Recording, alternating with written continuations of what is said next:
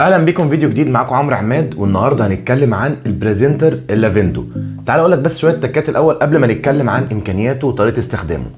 انا في اي براند عامه بيعمل الباكينج شفافه كده، انا بحب بصراحه اللفتات الصغيره دي، يعني الحاجات الصغيره دي بتفرق معايا جدا.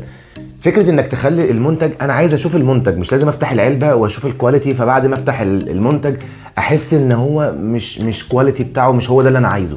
فبالنسبه لي تديني فرصه ان انا اجرب المنتج او اشوفه على الاقل قبل ما استخدمه. تاني لمحه معايا بقى بتعجبني جدا التفاصيل الصغيره دي، بحس انت بتقدر العميل بتاعك. مديني البريزنتر بالشكل ده تمام، ومعاه كل حاجه عشان خاطر يوصل على اللابتوب او يشتغل على السكرين اللي انت هتشتغل عليها تمام، وحاططها لك هنا بكل سهوله. جميل. وحاطط لك كيس كده عشان تحط فيها البريزنتر لو انت مش عايز تستخدمه. فانا بالنسبه لي الحاجات الصغيره دي بتفرق، بحس انت بتقدر العميل بتاعك. طيب وايه كمان جايه في العلبه؟ وجايه كمان مع البطاريات جاهزه، يعني انت هتركب البطاريه على طول.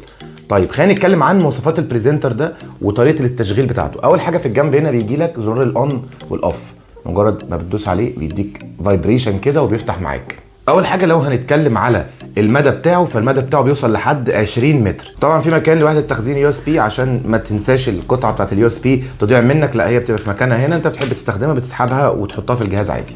طب خلينا نتكلم بقى عن الزراير الكتير قوي دي. اول حاجه زرار الفوليوم اب والفوليوم داون، وزرار الاون والاوف في اليمين والشمال.